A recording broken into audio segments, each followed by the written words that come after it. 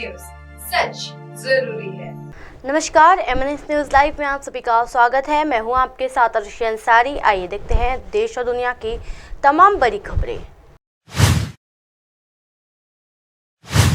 G20 शिखर सम्मेलन से पहले बदली तस्वीर, दिल्ली में लगेगा विदेशी मेहमानों का दिल। जी हां, दिल्ली सरकार ने बुधवार को कहा कि राष्ट्रीय राजधानी विदेशी प्रतिनिधियों के स्वागत के लिए तैयार है और G20 शिखर सम्मेलन की सभी तैयारियां पूरी हो चुकी है।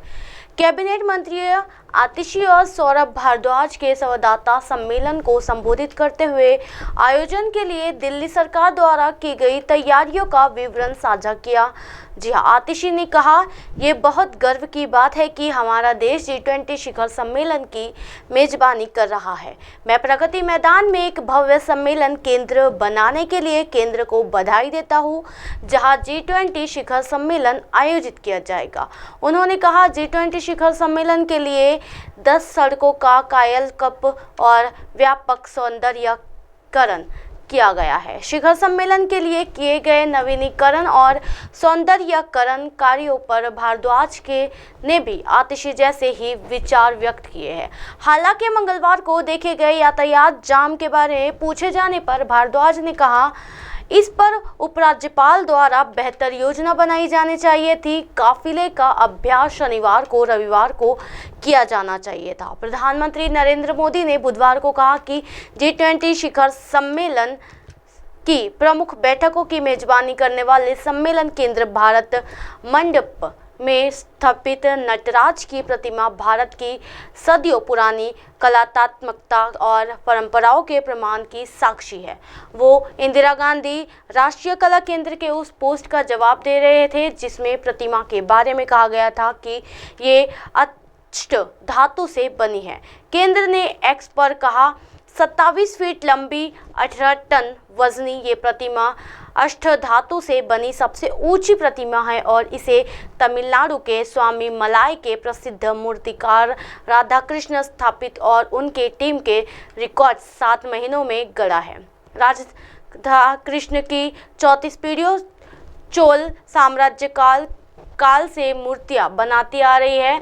ब्रह्मांडीय ऊर्जा, रचनात्मकता और शक्ति का महत्वपूर्ण प्रतीक नटराज की ये प्रतिमा G20 शिखर सम्मेलन में आकर्षण का केंद्र बनने जा रही है। जी हाँ, इस पर प्रतिक्रिया व्यक्त करते हुए पीएम मोदी ने कहा, भारत मंडप में भव्य नटराज प्रतिमा हमारे समृद्ध इतिहास और संस्कृति के विभिन्न पहलुओं को जीवंत करती है।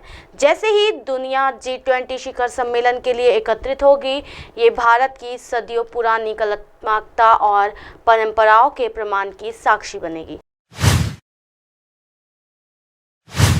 G20 शिखर सम्मेलन में आने वाले राष्ट्रीय अध्यक्षों और अन्य अंतर्राष्ट्रीय मेहमानों के स्वागत के लिए दिल्ली नगर निगम यानी MCD ने लाल किला, हुमायूं का मकबरा, लोटस टेम्पल्स और अन्य महत्वपूर्ण विरासत स्थलों की छवियों वाले लगभग 450 बड़े बैनर विभिन्न इलाकों में लगाए हैं। MCD द्वारा शहर के सौंदर्यीकरण अभियान के तहत सार्वजनिक दीवारों पर भारत की सांस्कृतिक विरासत के साथ साथ चंद्रमा पर चंद्रयान 3 की सफल लैंडिंग को दर्शाने वाले नए भित्ति चित्र भी बनाए गए हैं। इन बड़े बैनरों पर G20 का लोगो, थीम वसुधैव कुटुंबकम, एक पृथ्वी एक कुटुंब एक भविष्य स्वागत संदेश के साथ अंकित हैं, जो बड़े पैमाने पर यूनिपोल पर लगाए गए हैं, जिन पर आमतौर पर विज्ञापन होते हैं। MCD के एक अधिकारी ने PTI बताया, हमने G20 शिखर सम्मेलन के लिए शहर में स्वागत बैनर लगाने का फैसला किया था, चूँकि ये देश के लिए एक ऐतिहासिक अवसर है और दिल्ली इसके केंद्र में है। इसके लिए हमने विरासत को प्रदर्शित करने का विकल्प चुना, इसलिए बैनर लाल किला, हुमायूं मकबरा, कुतुब मीनार, लोटस टेम्पल जैसे स्मारकों को दर्शाते हैं। शहर भर में लगभग 450 ऐसे बैनर लगाए गए हैं। जयपुर स्थित धातु की वस्तुओं का निर्माण निर्माण करने वाली मेटल वेयर एक कंपनी ने कहा है कि ये G20 शिखर सम्मेलन में भाग लेने वाले राष्ट्रीय अध्यक्षों और विश्व के अन्य नेताओं को भारत की सांस्कृतिक विरासत में प्रेरित कलाकृतियों वाले चांदी के विशेष बर्तनों पर भोजन परोसा जाएगा। बुधवार को नई दिल्ली के अपने कुछ चांदी के बर्तनों का पूर्वातकालन आयोजित किया गया और कहा कि उसे विभिन्न आलीशान होटलों ने ऑर्डर पर बने टेबल वेयर और चांदी के बर्तनों की आपूर्ति को कहा है। उसके मुताबिक इनका उपयोग विदेशी मेहमानों द्वारा होटलों में प्रवास के दौरान भव्य राशि व दोपहर के भोज के लिए किया जाएगा। दिल्ली की अदालत ने आपराधिक मानहानि मामले में बजरंग पूनिया को एक दिन के लिए व्यक्तिगत पेशी से छूट दी। जी हां, दिल्ली की एक अदालत ने बुधवार को पहलवान बजरंग पूनिया को खेल कोच नरेश दहिया द्वारा उनके खिलाफ दायर आपराधिक मानहानि शिकायत में एक दिन के लिए व्यक्तिगत पेशी से छूट दे दी है। दहिया ने आरोप लगाया है कि भाजपा सांसद और भारतीय कुश्ती महासंघ यानी WFI के पूर्व प्रमुख ब्रजभूषण शरण सिंह द्वारा कथित यौन उत्पीड़न के खिलाफ महिला पहलवानों के विरोध प्रदर्शन के दौरान 10 मई को जंतर मंतर पर आयोजित एक संवाददाता सम्मेलन में पूनिया ने एक अन्य पहलवानों व्यक्तियों के साथ मिलकर उनके खिलाफ अपमानजनक टिप्पणी की थी। जी हां, पूनिया ने वकील ने चिकित्सा के आधार पर राहत मांगी, जिसे पटियाला हाउस कोर्ट के मेट्रोपॉलिटन मजिस्ट्रेट यशदीप चहल ने मंजूर कर लिया। पूनिया के वकील ने दावा किया है कि उनका मुवक्किल उस दिन अदालत में पेश नहीं हो सकेगा क्योंकि वो बुखार से पीड़ित है।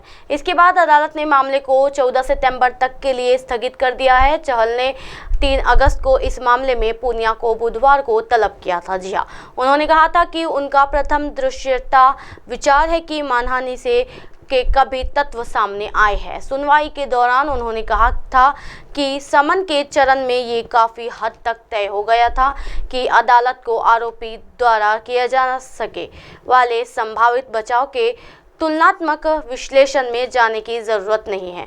मजिस्ट्रेट ने कहा कि शिकायत सहायक दस्तावेजों और सम्मानपूर्व साक्ष्यों पर विचार करने पर मेरा प्रथम दृष्टया विचार है कि मैं मानहानि के सभी तत्व बनाते हैं।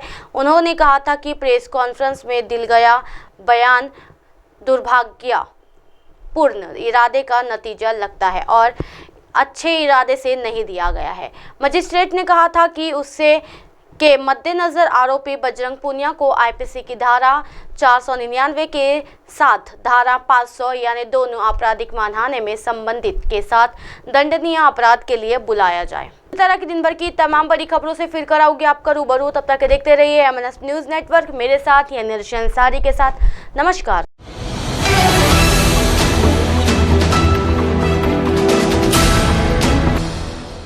ये है MNS न्यूज नेटवर्क और आप देख रहे हैं MNS